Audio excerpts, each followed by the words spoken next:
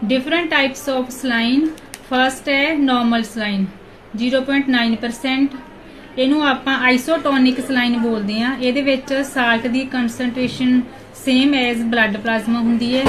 ਇਹ ਆਪਾਂ severe dehydration ਜਾਂ ਪੇਸ਼ੈਂਟ ਨੂੰ ਫਲੂਇਡ ਰਿਪਲੇਸ ਕਰਨਾ, ਵੂੰਡ ਕਲੀਨਿੰਗ ਕਰਨਾ, ਤਾਂ ਉਸ ਕੰਡੀਸ਼ਨਸ ਦੇ ਵਿੱਚ ਆਪਾਂ ਇਹ ਜਿਹੜੀ ਨਾਰਮਲ ਸਲਾइन ਯੂਜ਼ ਕਰਦੇ ਹਾਂ। ਨੈਕਸਟ ਹੈ ਹਾਫ ਨਾਰਮਲ ਸਲਾइन।